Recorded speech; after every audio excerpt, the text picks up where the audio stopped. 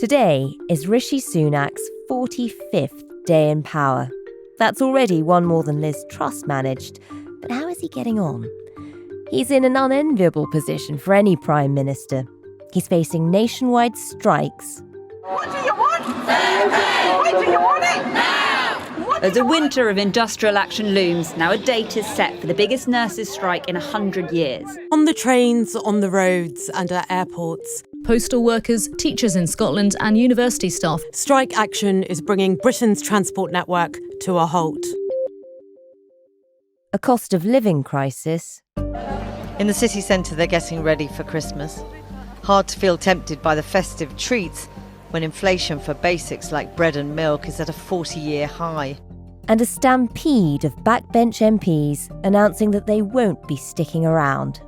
Matt Hancock is not going to stand as an MP at the next general election. The former Chancellor, Sajid Javid, has said that he will not stand at the next general election. Conservative MPs, former Cabinet Minister Chloe Smith and the Parliament Committee Chairman William Ragg announced they wouldn't be standing again.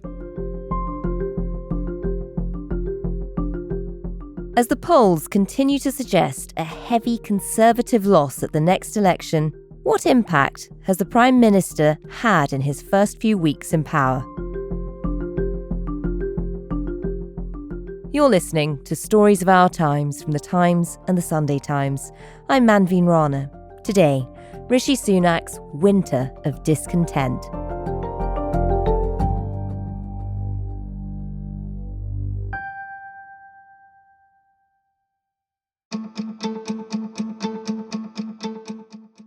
I'm Henry Zeffman, and I am Associate Political Editor of The Times. Henry, Monday was the sort of soft deadline for Tory MPs to inform the party whether they would be standing again at the next election. Just describe what the last few weeks have been like in Westminster, what you've been hearing, the moments when you've heard some of the people who won't be standing, and what point we can expect in the weeks and months to come on that score. I think the last few weeks were best summarised to me by a former Conservative minister, and there's rather a lot of those about at the moment, given how many governments we've chopped through in short order. If you're in the Tory party and you haven't been a minister, it's a bit of an You're really doing indictment. something wrong, exactly. Well, this person did something right in the eyes of one of the three prime ministers this year, but not the other two. And they said to me, the Conservative Party and the government at the moment are stable, but not strong, in an adaptation, of course, of Theresa May's slogan, strong and stable.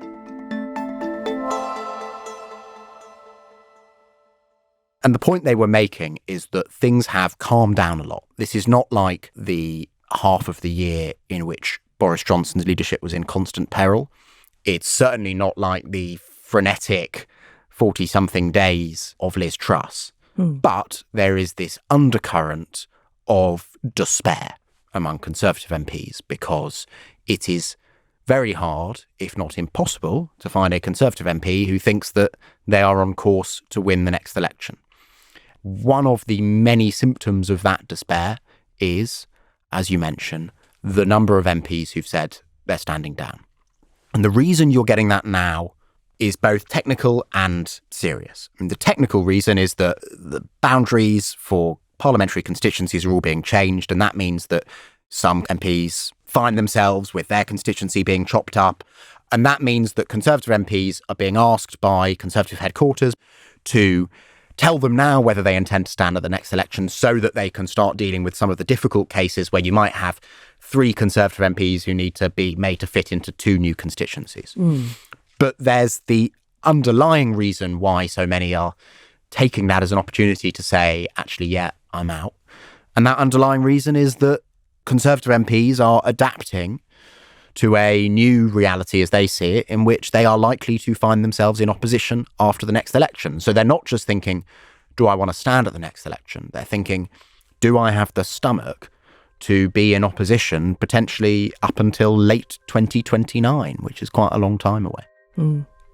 And out of the huge cascade of names we were suddenly getting of people who were going to be stepping back, which were the most surprising? Which caused the real ripples across Westminster? I think there have been 2 that are very significant in slightly different ways, not just in and of themselves, but in terms of what they tell you about how Conservative MPs are thinking at the moment. Now, one of them is Sajid Javid. He's done almost every cabinet job of significance.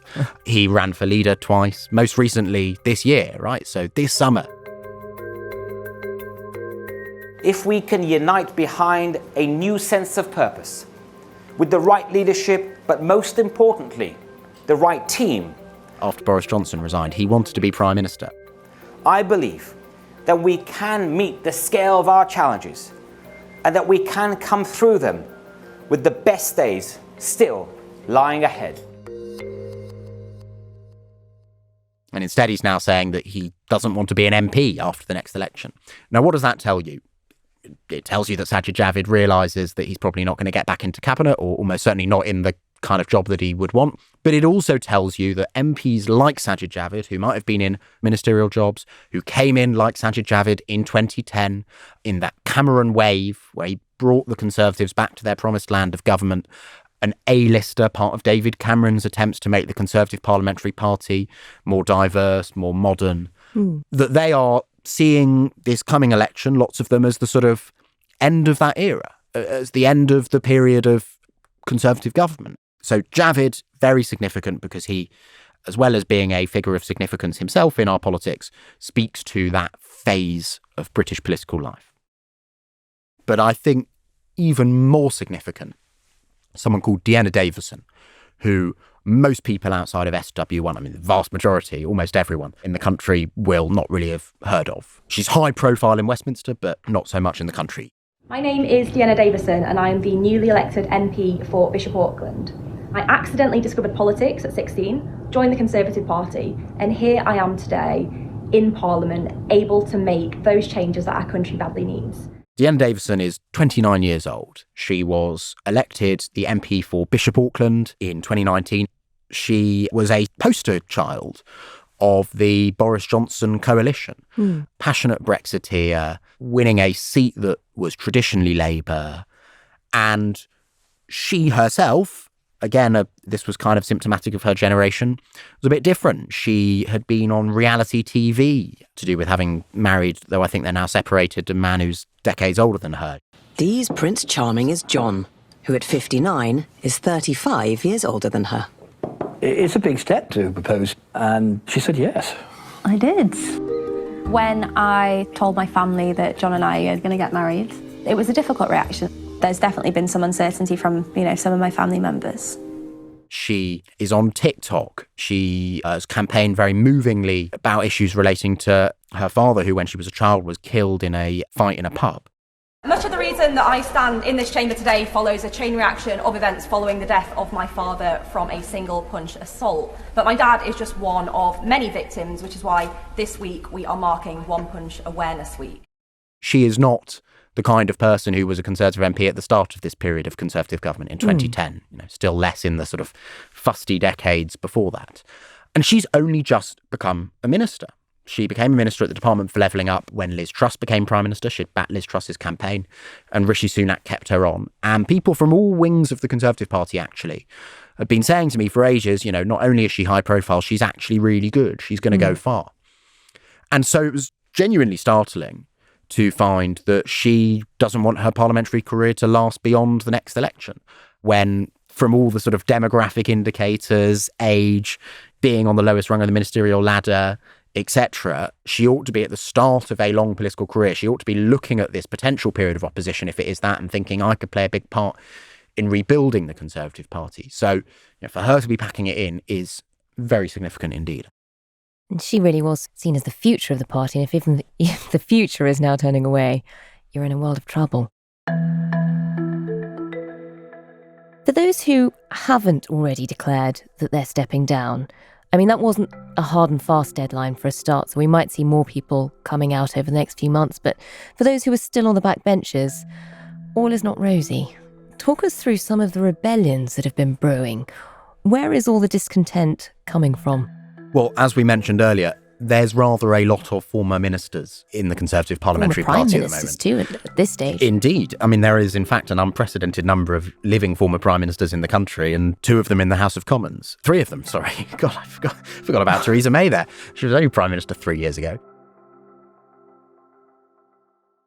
What you have in the House of Commons at the moment is a very complex, overlapping web of political divides, ideological divides, and bluntly, personal divides in the Conservative Party. And there's no greater example of that than a piece of legislation that's going through the House of Commons at the moment called the Levelling Up and Regeneration Bill, being spearheaded by Michael Gove, who is now, again, the Levelling Up Secretary. And there have been 2 rebellions on this that have completely stalled the progress of the legislation.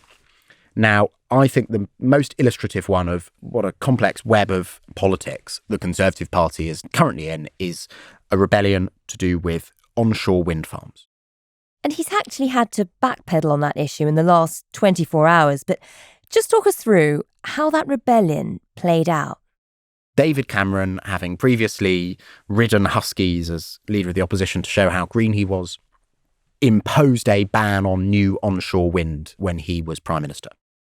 We're going to be having a decent amount of onshore wind, but the fact is we don't need any more than what we've got in the planning system. We've now got enough to meet targets, make sure our energy is diversified. And So we haven't had any more consent given to onshore wind farms for 6 or 7 years.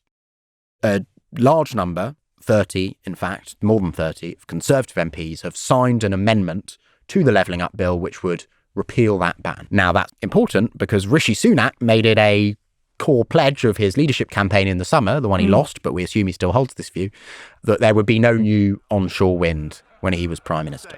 Look, when it comes to energy policy, I stick by what we said in our manifesto, Mr. Speaker. The important thing is, though, to focus on our long-term energy security. That means more renewables, more offshore wind, and indeed more nuclear.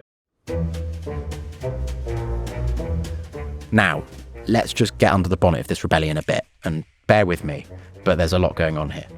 The rebellion was being spearheaded by a man called Simon Clarke, who was briefly Levelling Up Secretary under Liz Truss, responsible for spearheading this legislation. The rebellion has been joined by not only Liz Truss, a former Prime Minister, rebelling against her successor. That's very unusual. To be fair to Liz Truss, she had argued for the repeal of that ban. So she's being ideologically consistent. Then you've got another former Prime Minister on this rebellion, Boris Johnson. Boris Johnson was Prime Minister for 3 years in which this ban on onshore wind remained in force and never showed any inclination whatsoever to overturn it, despite sort of having as his catchphrase that he wanted to turn the UK into the Saudi Arabia of wind. So why might Boris Johnson be joining this rebellion? Oh yeah, he loathes Rishi Sunak and he wants to be Prime Minister again. And yes, I promise you, Stories of Our Times listeners, Boris Johnson still thinks he can be Prime Minister again before the next election. So that's why Boris Johnson's involved.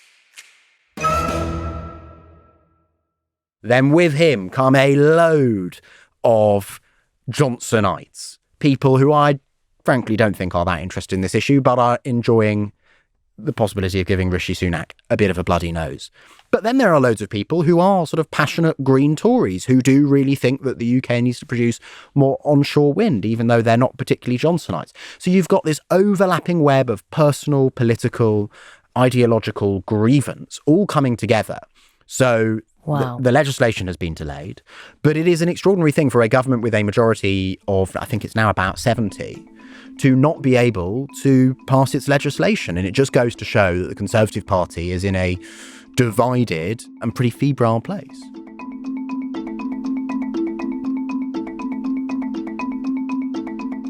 On Tuesday night, that incredibly mixed coalition won.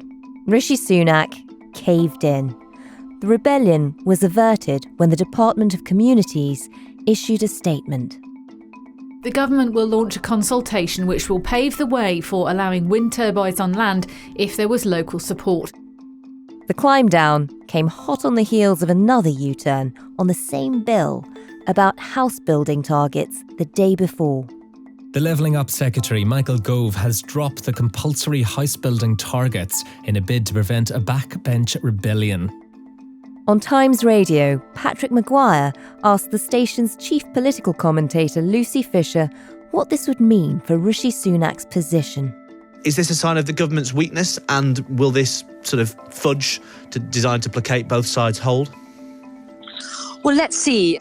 I think you're right, Patrick, about the weakness it projects on Rishi Sunak's side. You know, he's going to potentially be buffeted on a number of other difficult issues coming up in the year ahead as well. Coming up, what does the state of the Conservative Party say about the Prime Minister? But first, I'm Tony Gallagher, the editor of The Times. I have the best job in journalism.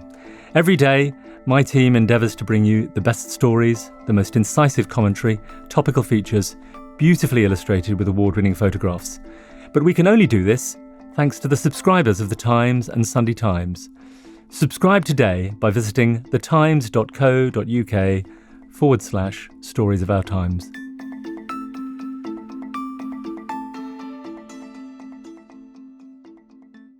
Henry, for Rishi Sunak, from what we've heard already, he's got what feels like an implicit vote of no confidence from the Tory MPs who've decided they don't want to hang around after the next election. That doesn't sound massively supportive. We've got rebellion on the backbenches brewing, so he's going to have to spend a lot of his time on internal communications, on strategising on how to cope with his own MPs. That's before we get to the problems outside. And this all comes at a time that I think we are calling yet again a winter of discontent. Tell us about some of the external problems he faces, not least at the moment with strikes. Well, strikes is one of the huge problems facing Rishi Sunak, and it's not clear that he can solve it within his own ideological parameters. You know, remember what that leadership election between him and Liz Truss was really about. It was about how you solve the UK's economic problems. And Rishi Sunak's view was the number one enemy is inflation. Inflation is the enemy that makes everybody poorer. It erodes your savings. It erodes your living standards. It means that those of you that have mortgages will see your interest rates go up higher and higher. Inflation will be solved or will come down in part if the public and private sectors show wage restraint, as he would have it. That is ideologically irreconcilable with the key demand of all of the striking workers in whatever sector they may be, which mostly boil down to wanting pay rises which match or exceed or come quite close to inflation. So I find it very hard to see how a lot of these disputes get resolved. There's some sort of cautious optimism in parts of government that the rail dispute might get resolved sooner rather than later, but that's partly because it's been running for a lot longer. Whereas you've got the new wave of disputes, particularly in the NHS, where it's not just nurses, but ambulance workers and could well end up being far broader. That is obviously a huge problem for Rishi Sunak. And it is a little bit in question what his political vision to lead the Conservatives through what will be a difficult winter is. I was speaking to a government minister the other day. This was just after the autumn statement, and they were saying to me, look, Rishi's job, the thing he promised us in that very brief second leadership election he would do, was get us to this point, get us to the autumn statement, reverse most of Liz Truss's policies with finance on side, you know, without the city freaking out, with the UK's international reputation in check, and with the Conservative Party just about still bound together. And he's managed that. Good for him. Thank you. But then they said, I'm paraphrasing obviously, what's the vision for after that? I don't know, they were saying. I'm eager to go along with it. I want to be led, but I don't know what it is. Is it just bland technocracy trying to run the state a bit better and hoping that something politically might turn up, which means that Labour's poll lead narrows? Now, I think the signs are that it is, because Rishi Sunak has not, I think, articulated to the Conservative Party and still less to the country what the sort of broader mission of his government is, beyond just keeping things a bit calmer than they were during Liz Truss and at the end of Boris Johnson's governments. It's so telling to hear senior figures within the party saying they don't know what that vision is. I think for the country, you know, you're suddenly starting to see a spate of strikes being announced. Everything's on hold, nothing's working. You've got health potentially for the first time, people walking out, nurses walking out. That hasn't happened before. it shows the anger in those professions. It shows anger with everybody in terms of their wages, but also life is becoming really disrupted. Things aren't working. Are people worried that the country will lose confidence in this government's ability to govern if nothing seems to work? Massively. I mean, that's a big theme of conversations I have with Conservative MPs, because they don't think they will be rewarded at the next election for a faltering country, as you put it, basically. Some of them hope that the public support for industrial action will evaporate. Some of them hope that by the government gripping inflation, if inflation starts to come down next year, government might be able to cut taxes a little bit, and then suddenly the mood will be a lot different. The government will be able to give people in the public sector meaningful, real terms pay increases. But a lot of them basically just look at this situation and think, yeah, no, we're going to lose the next election. And all of this comes this winter of things stopping working in what we already knew would be the cost of living crisis. This was something that was known when Rishi Sunak stood for the leadership. We don't seem to be hearing much about it, though, not from the government. If you look at the papers in the last few days, you've got Keir Starmer talking about the government not doing enough about the cost of living crisis. We don't hear them talking about it. Is there much leadership coming from Rishi Sunak and the cabinet on how we navigate it? I think the government's answer to that is to bring inflation down. And that requires the tax rises of the autumn statement and the pay restraint that they are encouraging the private sector to show and are making the public sector show. It's a slightly technical second-order argument to make, but I think that is the government's argument. Of course, there's still the support on energy prices, although that was slightly scaled back in the autumn statement. But I think it gets to what we were just talking about, which is that Conservative MPs are beginning, I think, to get a little bit uneasy. Rishi Sunak's ability or inability, as some of them would see it, to articulate to the country, to sort of narrate to the country what he's doing and why he's doing it and how it relates to their day-to-day lives.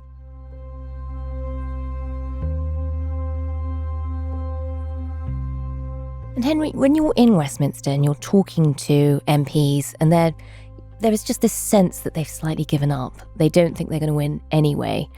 Does that, in a way, slow down the urgency of policy? Does it make it less worthwhile pursuing unpopular policies that might be needed to try and fix things? I mean, how does it change the ability of government to actually get things done? I think it certainly slows down all sorts of things in Westminster. I mean, I was calling all sorts of MPs about all sorts of different things last week, but one of the most common things people said to me was, oh, look, I'm just not really saying or doing anything controversial, Henry, this side of Christmas, because I'm tired and I'm desperate for Christmas. It's been a mad year. Ask me again in January. There is, I think, just a mood of complete exhaustion. But also, we were talking about how, in practice, Rishi Sunak's Commons majority is much more fragile than the numbers would, in theory, suggest. And that obviously slows down the pace of government. I mean, the Levelling Up Bill was meant to have its report stage, I think it was, which is one of the final stages in the House of Commons, a couple of weeks ago at the time that we're recording this. And it was punted into the long grass indefinitely. And that means that the bill, I think they still say it's probably going to be heard before Christmas, but it might not be. That is a clear, tangible piece of evidence that the business of government has been slowed down by the complex and increasingly fractious politics of the Conservative Party. Does start to sound very dysfunctional. One of the other criticisms that we've heard levelled at Rishi Sunak and his approach to, what is a crisis, the cost of living crisis, is that he's just distracted because he's having to do so much of the work on immigration at the moment, and that's become such a priority, and he seems to be handling so much of it himself that he doesn't have the bandwidth, the space to be able to look at cost of living. Talk us through what's happening on immigration, because in a way, I think people might sort of look at it as a crisis of the Conservative Party's own making. Certainly, it is a preoccupation of Conservative MPs, from the most junior MPs right up to the top of government. They believe that they need to solve the small boats issue or they will not win the next election. I was speaking, in fact, to a minister this morning, and they said to me, there are two things on which we will be judged at the next election. One is the economy and the other is small boats. So in that context, I think that helps to explain why it's such a priority for Rishi Sunak. We've also reported, my colleagues, in the last few days that Rishi Sunak himself is taking a very, very direct personal involvement in the issue and is leading a lot of meetings on this himself and getting quite granular, which is interesting. I mean, to his critics, that would be micromanaging, but I think a lot of people would think, well, yeah, absolutely. That shows that it's a prime ministerial focus. It does make it a little bit harder for him, if he's so closely associated with the government's policy in this area, to distance himself from the problems if it's not fixed. So, Henry, I mean, sometimes, they always said it was a week is a long time in politics. It sort of feels like the last few months, time has just operated very weirdly. Sometimes it's odd to remember just how recently Boris Johnson was still Prime Minister. But Rishi Sunak has only been in office for 6 weeks. It is important to get that in context. It hasn't actually been that long. How do we think he's doing? There is a lot of criticism around at the moment about him being weak. Is that sticking? I hadn't actually realised it's only been 6 weeks. I know, it's alarming, isn't it? Which I think means I need to cut him a bit more slack in the answer to your question than I probably would otherwise have done. I think the view of most Conservative MPs I speak to would give him a sort of B+. They would say that he stabilised an extraordinarily unstable situation, both politically and economically. International finance is more relaxed about Britain's stability now. Conservative MPs aren't sort of openly feuding with each other in the corridors of Parliament now.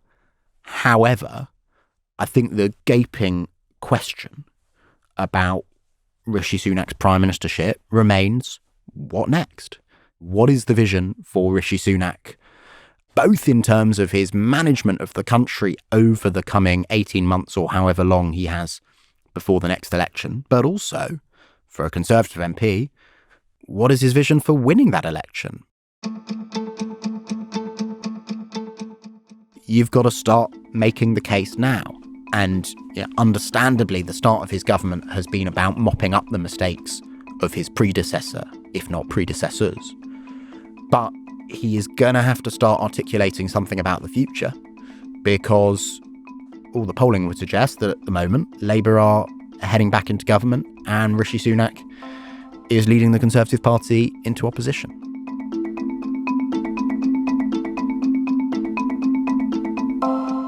You've been listening to Stories of Our Times, a podcast brought to you thanks to the subscribers of The Times and The Sunday Times, with me, Manveen Rana, and my guest, Times Associate Political Editor Henry Zeffman.